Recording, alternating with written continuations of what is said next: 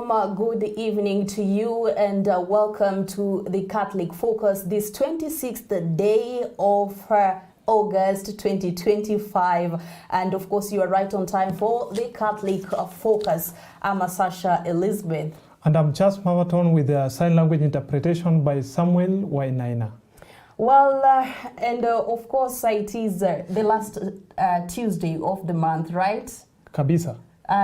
Those who are on pay slips are mark timing to the bank, right? Hopefully their pocket will be heavy as soon as possible. But with the hefty taxes, I think some of us will walk back crying. Yeah, that is the nature of life anyway. Great, yeah. We are glad to join. We could be joined by our viewers on this bulletin. Sure, and we bring you top stories shaping Kenya and the region, from the state of our classrooms to the call for sustainable farming and even the health of our institutions. Good. And later in sports we have something? Yes, we have something because we can see our Kenyan grandmothers is rewriting the rules of the game in the Iten, the home of champions over there in Eldoret. Exactly now, but first to our top stories this evening. 8 years since the government rolled out the competency-based education system to replace the 844 systems, schools are still grappling with major hurdles in implementation.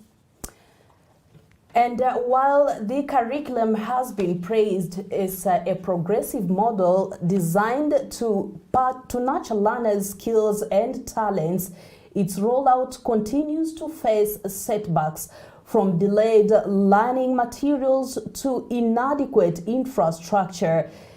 Geoffrey Omare now unpacks the trajectory of the curriculum, tracing its promises, its progress, and the pain points still holding it back. Many schools, especially those in remote areas, lack electricity, making it difficult to integrate technology into lessons as required by the curriculum. In CBE, we have most schools, first of all, do not have the electricity. They are not powered. And so the idea of digital literacy is a challenge.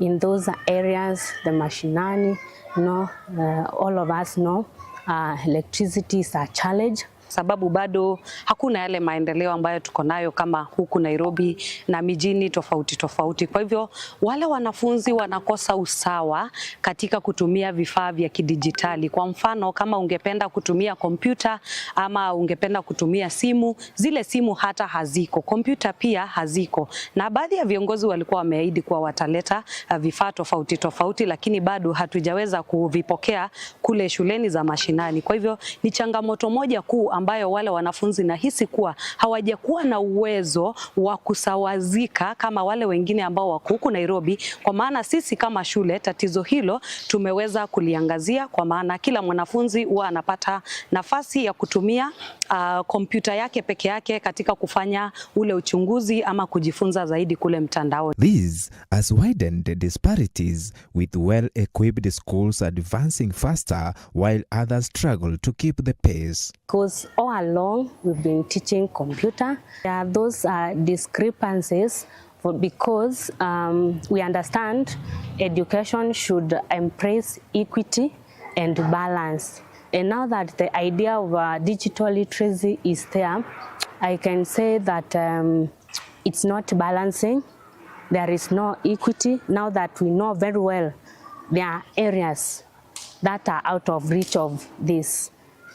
Even with this setback, teachers and institutions have remained committed to instilling practical competencies among learners.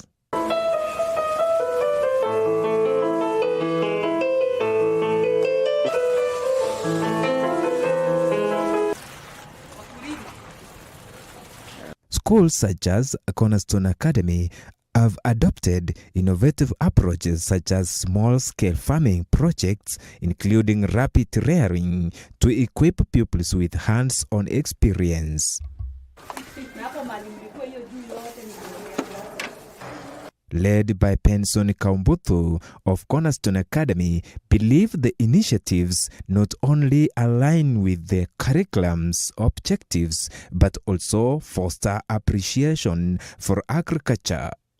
Wanafunzi tunataka waelewe ya kwamba hata wakitoka shule si lazima wangoje kuajiriwa. Wakikuwa na mahali kidogo wanaweza wakafuga wanyama hawa sungura ama kuku na wapate pesa yao kila siku, wakuwe na self-sustenance. Learners report that the skills acquired in school are helping them apply practical knowledge at home, supporting food security and opening future income opportunities. We were able to nourish and help the rabbits to grow and mature in a safe environment, provided with good food, good security, and they have grown in big numbers. So we have learned a lot, teamwork, communication, and it has helped us to work together as a class and as a school in general. It has helped me to learn about our natural environment, taking care of them, because some people, they take advantage of these things and they just take them and slaughter them just for money. But we have learned to appreciate them for what they provide for us. They help us in growing our crops. Their urine is nutritious for our soil. They help us. We just have like a pet. We care for them and we really, really do love them. As the system enters its 9th year, stakeholders say bridging the infrastructure gaps and ensuring timely provision of resources will be crucial to achieving CPE's intended goal of producing competent, self-reliant graduates. I can say that it's not balancing. There is no equity. Now that we know very well there are areas that are out of reach of this. And as we continue, I know the government will get a way of curbing the challenge or handling this. Yeah, there is that challenge. Reporting for Capuchin TV Catholic Focus, my name is Geoffrey Omare. Well, clearly the competency-based education system remains a work in progress, hailed as transformative yet hindered by so many challenges that continue to test its full potential. And the big question now is whether the government and stakeholders will move swiftly to fix the gaps fast enough so as to deliver on the promises they made to millions of learners. But it is better. It gets better day by day, right? Yeah, we are very hopeful actually. If we could see what our young brothers and sisters could do over there, that gives us something. We look forward to see something good. Great, quite impressive. Yeah. Now moving on climate matters. In the face of worsening climate change and unpredictable weather pattern, the call for sustainable farming is growing louder. In Taita Taveta County, residents are being urged to embrace modern agricultural practices that not only safeguard food security, but also guarantee fresh vegetables at the household level. The push, championed by community voices and local organizations, is seen as a lifeline for families grappling with dwindling harvests. Our reporter caught up with farmers in Mwakiki and the Shangaishi Foundation, who say the shift to smart farming could make all the difference. Speaking in Mwakiki village, locals welcomed a new vegetable farming project sponsored by the Shangaishi Foundation under the leadership of philanthropist Christopher Mwanjala. Madhumuni ya hii project ni kwanza ni kuimprove maisha ya mwananchi, pia kuelimisha mwananchi kwamba hii ardhi yetu inaweza kuwa very productive. Naona hapa tumetoa dania, tumetoa ndunda, tomato upande ule, spinach. Hii mostly ni kulenga kuimprove maisha. Sana sana pia tumelenga father. Shangaishi, nashukuru ndugu yangu Christopher Mwanjala kwa bidii zako za kusupport community, and this is very good. Hii inaonyesha mwelekeo mzuri wa uongozi imefurahia sana na imekupa baraka nyingi kwa huu mradi umetuletea. Jambo la mwisho, naomba Christopher Mwanjala uendelee na huu mradi uspread all over Voi constituency. Hakikishe kuna communities nyingi ziko na shida kama hii. On his part, Mwanjala noted that the initiative is part of the foundation's broader strategy to promote smart use of available resources in tackling the challenges brought about by climate change, thereby increasing food security in the region. We want to transform more community beyond borders, and you see here today tuko Mwakiki. Mwakiki hapa ni area ya Mbololo. Ni kupitia Shangaishi Wakfu wa Shangaishi Foundation tuliona ni vyema tufanye community empowerment. Ona hii kweli ardhi ni nzuri ambayo iko mbichi, iko safi ambayo haijaguswa katika ukulima, inakaa nzuri ya rotuba. Ndio tumeona kweli tumejaribu idea kupitia hii kitchen garden. Hii ni kitchen garden Hii ni kitchen garden unaiona hapa, lakini unaweza toa chakula tofauti tofauti hapa na ukapitia kuangalia sukuma wiki, dania zote pale. So sio about money but it's about sustainability na ku ensure that you empower that community, na community inaweza kujitolea pesa zake kupitia vitu kama hivi vya shambani. So sasa hivi mali tunaelekea ni pesa shambani. Pesa inatakana itoke kwa shamba. Sio pesa ya mkono hii pesa ya mkono huisha, lakini hii ni pesa ambayo inakuja kila kuchao because it is sustainable. Unapouza bado inakuwa, haiishi. Hii ni unachuma pesa kutoka kwa shamba, kitchen garden. Gabriel Mokoma, Taita Taveta. Well, thank you, Gabriel Makoma. And our brothers wouldn't pronounce Shangaishi. I will have pronounced Would you? Sanga. Can I dare you to Sangaisi? Anyway, moving forward, the Council of Governors is pushing back against the Ministry of Health over plans to transfer universal health coverage staff to counties. The governors have dismissed remarks by Health Cabinet Secretary Aden Duale and a recent ministry statement on the matter, terming the move premature and inconsistent with agreements between the two levels of government. In a strongly worded response, the COG insists key conditions must first be met, including allocation of resources, validation of the UHC staff verification report, and payment of payment of pending gratuities before any transfer can take place. While acknowledging the ongoing collaboration between the two levels of government in addressing the management of UHC staff, the Council of Governors wishes to clarify that it does not concur with the Ministry of Health position expressed in the press statement yesterday. The press contradicts the previously agreed position between the national government and the Council of Governors who represent the county governments. The Council, therefore, sets out its position as follows.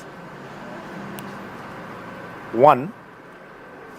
On the transfer of universal health coverage staff, it was agreed that the Ministry of Health would allocate adequate resources as per the approved SRC salaries scale before the transfer of the payroll to the county governments. Since the contracts are still valid, the decision to transfer the staff at this time is premature and untimely. The report on the verification exercise of the UHC staff has not been validated and officially shared, and therefore the process of transfer that the ministry is proposing is not agreed upon. The UHC staff currently are engaged on contractual terms and are entitled to gratuity. The Ministry of Health should therefore settle all the gratuity payments for UHC staff before the transition to county governments. The Council reiterates its earlier commitment to absorb the verified UHC staff and facilitate their salaries in line with the approved SRC salary skills once the allocation of the resources have been disbursed to the counties, as well as the gratuity obligations have been honored.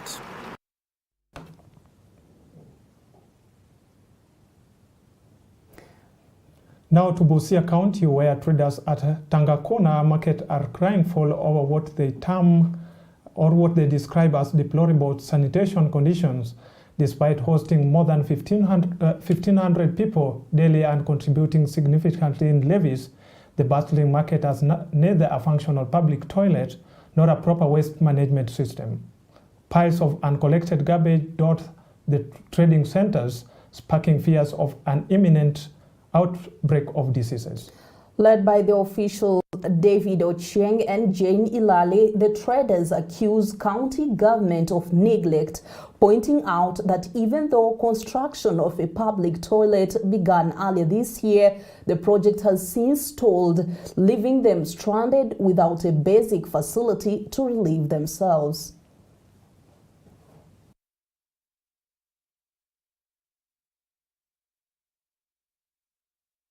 Shida ya soko ya Tangakona ni choo. Tumelia kwa miaka mingi. Tangu 2015 choo yetu iporomoke, na hiyo choo ilikuwa imejengwa na wafanyabiashara. Paka wa leo hatujawahi jengewa choo. Hii choo ng'ombe ilianguka juzi. Tukatoa, na hiyo ni karama kwa soko. Kila mahali uchafu imetapakaa. Tumelia hapa paka tumeshindwa. Hii serikali shida ni nini? Tunaomba mtusaidie, mtuchengee choo. Mama tunafinyika, tulikuwa tunaenda kwa majirani, sasa hiyo ukienda choo za majirani zote zimewekwa makafuri. Saa hii sasa tunaenda msituni.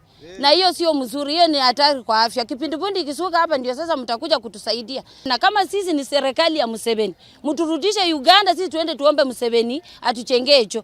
Kuna budget ya kwanza ilikuwa ya shilingi 1,800, sijui ilipotelea wapi. Wakakuja kaweka budget 1,500, wakakuja wakatuchimbia shimo hapa ya choo. Shimo ndio hii kwa miaka miwili, tangu miaka miwili. Sasa hii miaka miwili imepita. Ni hatari sana kwa wafanyabiashara. Sijui hii shimo ndio shilingi 1,500 ziliishia hapa ama tena kuna pei zingine. Kuna muda tuliletewa hapa deputy governor. Deputy governor akatuahidi choo inaweza chimbwa kwa in 2 weeks time. Lakini saa hii choo imemaliza na shimo tu ikiwa kavu hivyo imemaliza miaka miwili. Na ni hatari sana kwa wafanyabiashara wa Tangakona. Kilio changu, hii soko iko na mahoteli. Na mtu akikula mpaka aende choo. Na hakuna mahali pa kuenda choo. Sasa serikali ya Kenya, serikali ya Busia, mfanyabiashara wa Tangakona anakula na haendi choo. Kama gavana wetu umeshindwa, tulilie rais wetu akuje atengeneze Tangakona ama tufanye nini? Vile chairman amesema kuna watu zaidi ya 1,500. Kwa hiyo hata ukipiga mtu mwenye hata ajue hesabu kwa mwezi mmoja wana collect pesa ngapi? Wamepoteza hiyo ushuru yote kwa hii miaka ambayo hawajasanya ushuru hapa Tangakona. Tangu hii choo ijae karibu mzee mwingine akufia kwa hii choo au kushughulika. Kuna wengine imechimbwa hapa, hatuoni ikiendelea.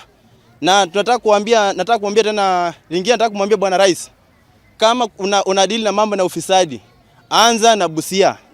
Anza kutembea kuanzia Tangakona ukizunguka kila soko. Kwa sababu hizi soko ndio ambao wana collect tax ya Busia County. Tumekula sawa sokoni.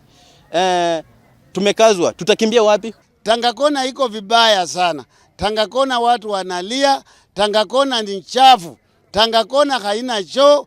Tangakona haina mwelekeo. Nauzia kwa dustbin. Naona hiyo ni dustbin tayari. Hapa kuna manini za kinyesi ya watoto, pampers, kila aina takataka iko pale. Na mimi nauzia hapo na imagine ninakula. Hiyo hewa ninapumua ni kuniongezea magonjwa tu. Well, we hope that the county government will take the necessary steps to address that issue. That is a very sickening situation over there. Absolutely. Yeah, it is very deplorable. Very actually. Deplorable, very People should despicable. not live in such a we shouldn't be speaking about greater projects, and yet the very basics are lacking in every sense of the word. Absolutely. Well, lecturers at Moore University are once again threatening to down their tools over salary arrears that have now ballooned to more than 10 billion shillings.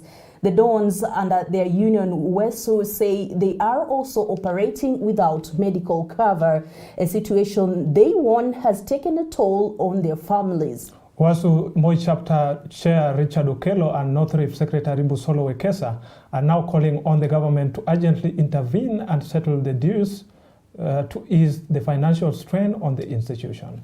Let's take a look. Moi University, watu wenye wanafikiria ya kwamba wanafunzi watakuja wengi ndio walipe karo mingi watulipe mishahara, hawaelewi maneno wanaongea. Hatuwezi tegemea wanafunzi ndiposa tuweze kulipa mshahara. Hakuna hata secondary school moja inaweza simama kama wanafunzi wazazi watalipa karo ndio ilipe walimu.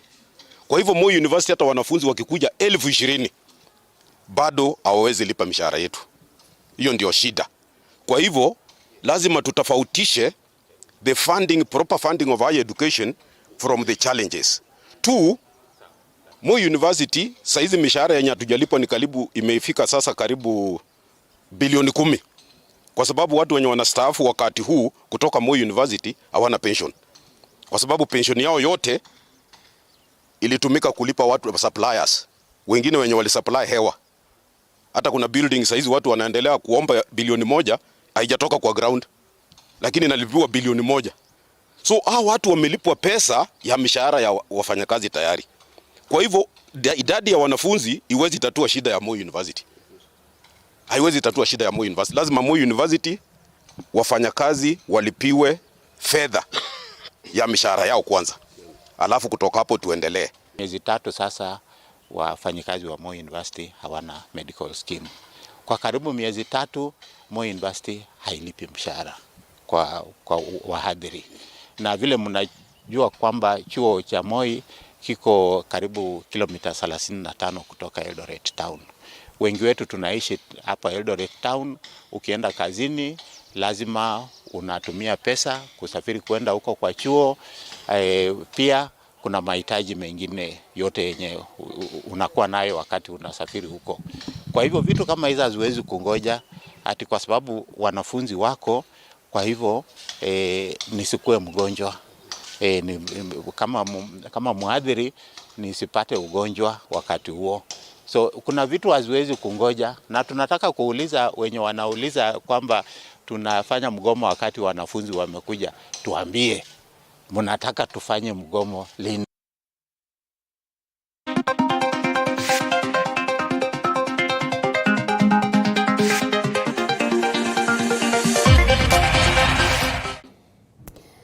Now to our sports desk. In Iten, the famed home of champions in Elgeyo Marakwet County, age is proving to be just a number, with a different kind of team stealing the spotlight. 70 veteran players, all aged over 50, and with women making up an impressive 80%, have laced up their boots to keep fit, strengthen bonds, and gear up for the East African Veterans Games in Uganda come 2027. The team, popularly known as the Kenya Grannies, is led by Dr. Elizabeth Keitani, who says the initiative is much about health and well-being as it is all about football. Our reporter Alan Andiva now give us this story. No, a point of correction, it is Susan Bulemi who compiled that story of spirited Kenyan grannies. Take a look. With whistles blowing and balls rolling, Iten Town is witnessing a different kind of sporting revolution. These are not your everyday athletes. They are grandmothers and senior citizens determined to keep their bodies and spirits young through football. 3.2 million ya hii watu wenye hawafanyi mazoezi wanakufa kila mwaka sababu ya maugonjwa ya uzeeni. Maugonjwa kama arthritis, high blood pressure, diabetes, hiyo ndio inaua watu wengi wakiseheka. So na ikaendelea kusema pesa bilioni 5.4 billion US dollars inatumika kila mwaka kuweza kutibu maugonjwa ya uzeeni. Na ikaendelea kusema the only solution to all this problem is physical activity.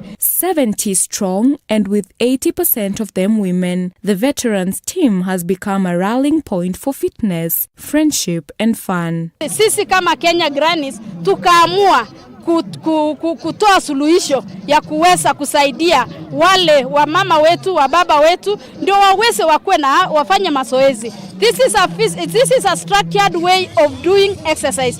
So wamama wanakuja na wazee wanakuja, wanakutana pamoja, wanacheza pamoja, na sisi kama Kenya Grannies, apart from the physical activity which we are trying kusaidia hao watu, tuko na 5 pillars enye tunasimamia.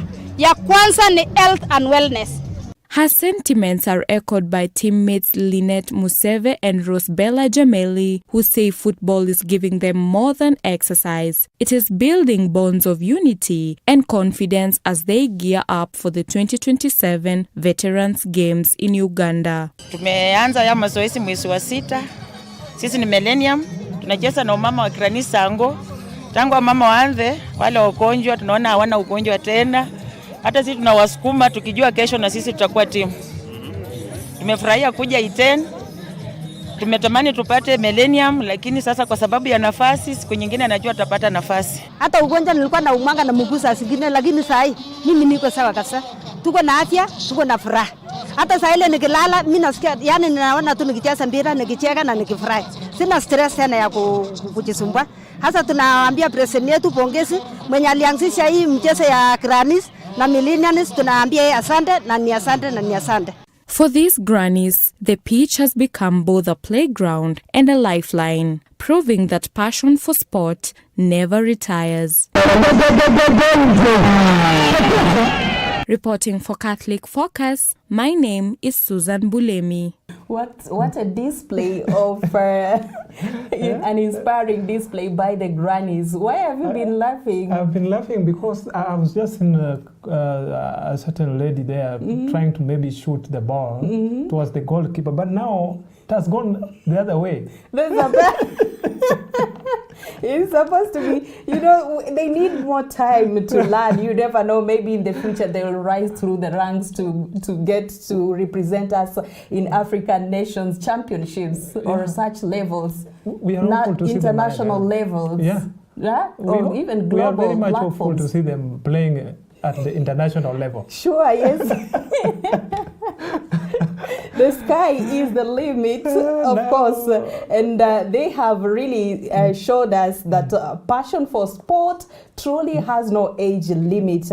And if anything, it's just a reminder that football is as much about joy and friendship as it is about competition. Absolutely. Now let's cross over to Uganda, where the stage was set not just for songs and dance, but for lessons in collaboration and cultural exchange. Kenya learners joined their peers from across the region at the East African Music, Dance and Drama Festival in Kampala, a platform that blended creativity with education reforms under the competency-based curriculum. Here is David Kiprotich, who reports on how the young performers sharpened more than just their artistic skills.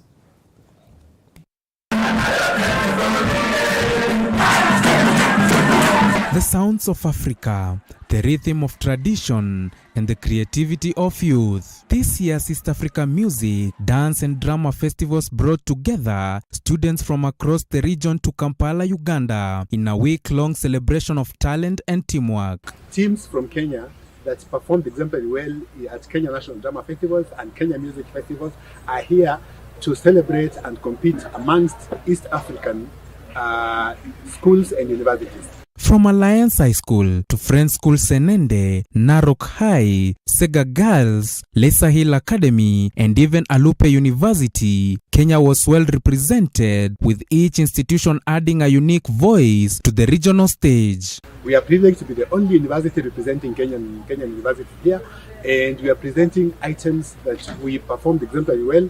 at the Kenya National Drama Festival, where we emerged as winners and the most prolific university and the best university overall. Beyond the entertainment, educators says the event underscored the goals of the competence-based curriculum, nurturing practical skills, communication, and collaboration. For learners, it was a chance to work as teams, learn from each other, and embrace respect for diverse cultures and perspectives. From this engagement, there is a lot that is learned. There is resilience, there is teamwork and collaboration, there is critical thinking, there is innovation and innovativeness and creativity, and respect for one another. Those very interesting ladies to see. And I concluded, and I was saying one thing, that you have got the skills that the job market there needs. And you're among the people who are going to be very rich in this century. Congratulations. The festival proved that when music, dance, and drama take center stage, the real lessons go far beyond the performance, shaping a generation ready to collaborate, communicate, and create together.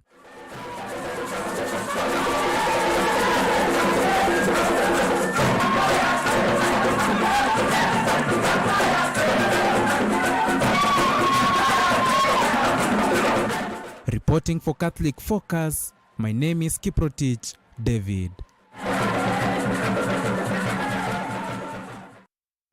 Impressive. One wouldn't think those are Kenyan students, right? Right. Actually, we went somewhere in Busia just the other day, and we had one of the parishioners saying that, Father, shake. And when I can see those ladies shaking, you see, even those who are there, the teachers and the organizers can even attest to that. Absolutely. Exactly. And of course, that's how Kenya continues to fly the flag higher beyond our borders, stamping our presence in other countries. And of course, that is the way to go. Now, moving forward, the government, through the Ministry of Sports, has been urged to set up a sports academy in Kinani Ward, Mavoko constituency to nurture youth talent and help curb the rising cases of drug abuse in the area. Machakos County Assembly Minority Leader Francis Cavio raised concerns over increasing cases of indiscipline among young people, attributing the trend to idleness. Let's take a look. Speaking during the awarding ceremony of the Kinania Super League football tournament at Kinania Chiefs grounds, Cavio appealed to the Ministry of Sports to work swiftly in establishing an academy in the populous and cosmopolitan ward, a proposal that receives support from sections of the youth. Tunataka kuomba national government through the Ministry of Sports. We have talent, we have young people ambaye wakiweza kutekelezwa vizuri wanaweza wakanacha talents, tukapata kina Mushiri, tukaweza kupata oga mwingine kutoka hapa Kinani. Kwa hivyo sisi tunaomba ukipeana Talanta Academies, usisahau Mavoko, na sisi tayari tuko na uwanja iko hapa tayari. Kwa hivyo tunaomba Waziri Muvuria uweze kuangalia Kinani na utupatie Talanta Center katika hapa, ndio tuweze kusaidia wa vijana waweze kupanda, maana talanta inalipa na talanta siku hizi ni mboka. His appeal comes as the national government rolls out the construction of 37 sports academies nationwide at a cost of 1.7 billion shillings. In Machakos County, the first phase of the project is already underway in Matungulu and Mwala constituencies. The initiative aims to identify, nurture, and develop sporting talent from the grassroots. Kwa serikali pia tunaomba tutengeneze talent academy. We have tuko na talent mzuri hapa hivi.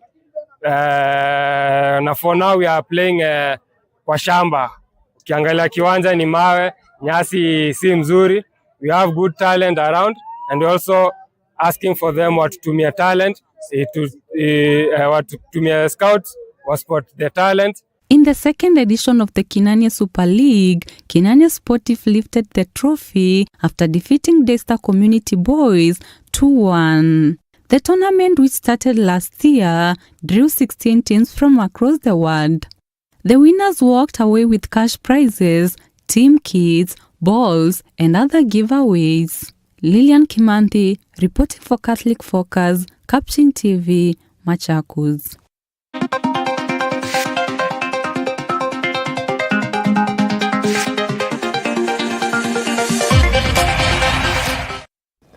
And that brings us to the close of the 4 p.m. Catholic Focus News. Thank you for staying with us. Remember, our mission is to inform, inspire, and uphold the values of truth and community in every story we tell.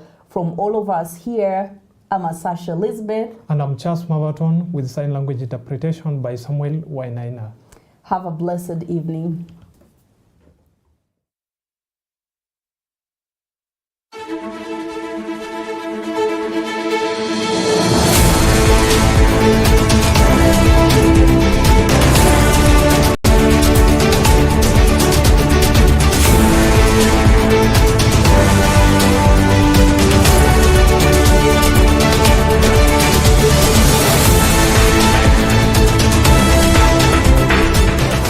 Keep watching Capuchin TV, your staunchly Catholic identity channel.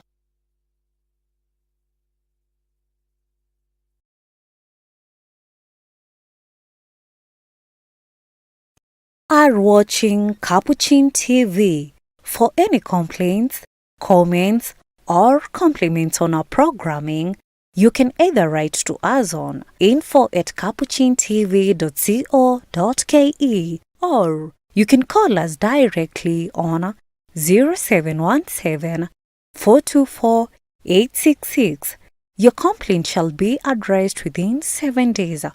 Remember to keep a copy of your communication with us. Keep watching Capuchin TV, your Catholic identity.